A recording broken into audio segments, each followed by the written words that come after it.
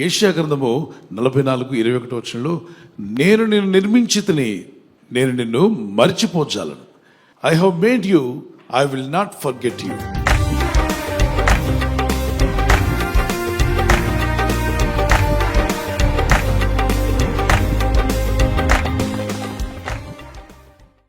Building ఉంటే builder ఉన్నట్టే, ఒక బ్రిడ్జ్ ఉంటే దాన్ని కట్టినటువంటి ఇంజనీర్ బిల్డర్ ఖచ్చితంగా ఉంటాడు.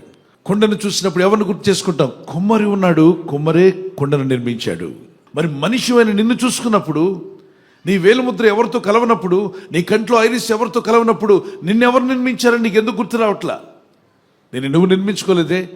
నీ దేహం అంతటిని దేవుడే కదా కలుగు చేశాడు. 139వ కీర్తన 13-14 వచనాల్లో మనం చదివినప్పుడు దావీదు అంటాడు, నీవు నన్ను కలుగు చేసిన విధము చూడగా భయము ఆశ్చర్యము నాకు పుట్టుచున్నది.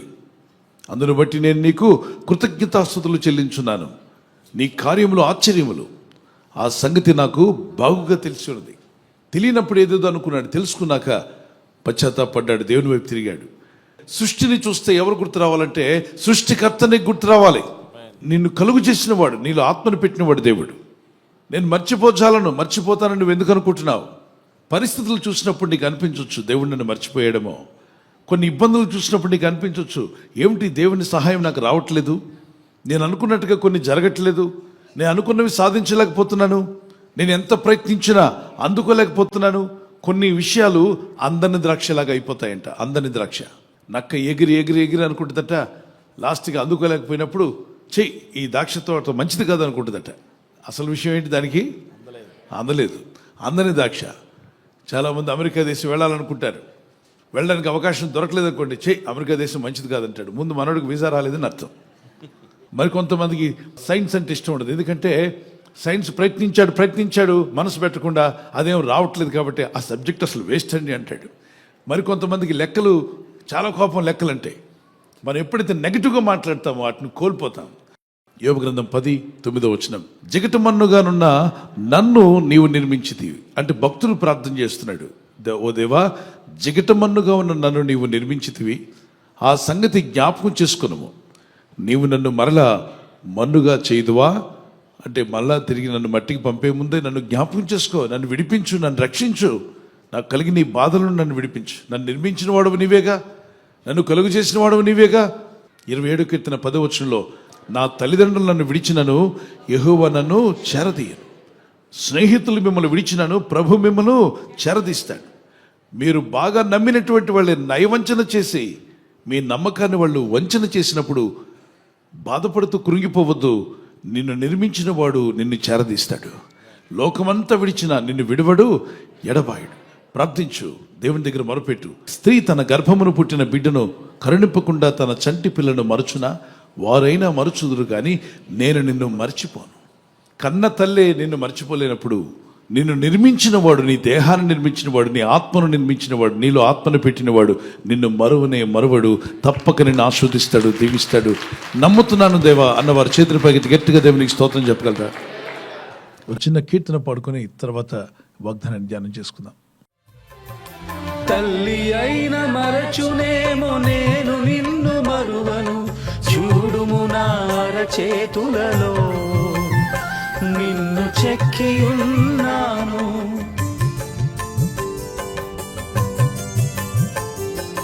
తల్లి అయిన మరచునేమో నేను నిన్ను మరువను, చూడుము నా అరచేతులలో నిన్ను చెక్కి ఉన్నాను. నీ పాదము త్రొట్టిల్లనీయను నేను, నిన్ను కాపాడువాడు కునుకడు నిదురపోడు అని చెప్పి వాగ్దానము చేసిన యేసయ్యా తల్లిలా లాలించు, తండ్రిలా ప్రేమించు. తల్లిలా లాలించు, తండ్రిలా ప్రేమించు. పిల్లరా, మిమ్మల్ని దేవుడు జ్ఞాపకం చేసుకుంటున్నాడు. ఆయన మిమ్మల్ని మర్చిపోలేదు. ఆయన మిమ్మల్ని తప్పక ఆశీర్వదించే రోజు రాబోతుంది. నూతన సంవత్సరాలకు వెళ్ళబోతున్నావా? ప్రార్థించు, ప్రభా నువ్వు నన్ను మర్చిపోలేదు, నేను నమ్ముచున్నాను ప్రభా, నీ ఆశీర్వాదాలు నాకు దయచేయి, నీ దీవెన నాకు దయచేయి, నీ కృప నాకు దయచేయండి.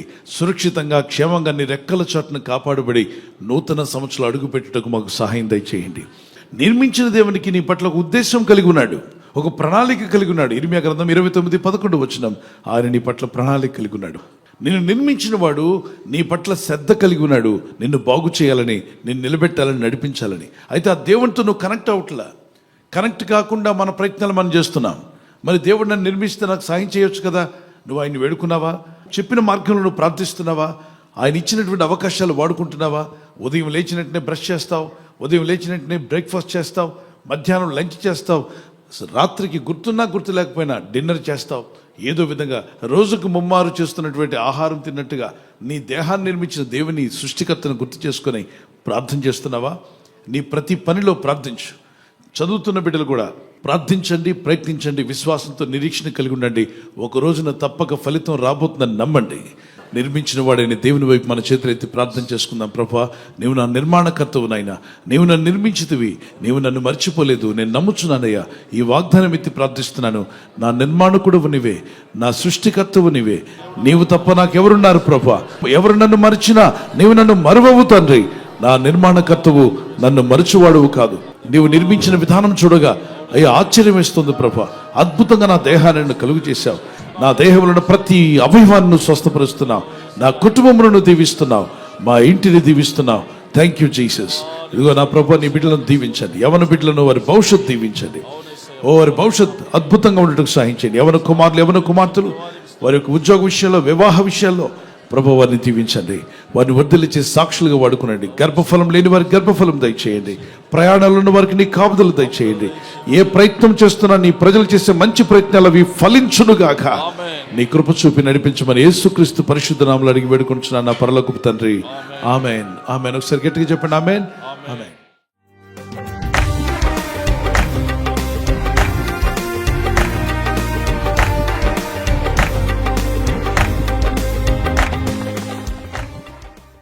బర్త్డే జరుపుకున్న వారికి happy birthday to you, many more returns of the day. May the lord bless you and keep you.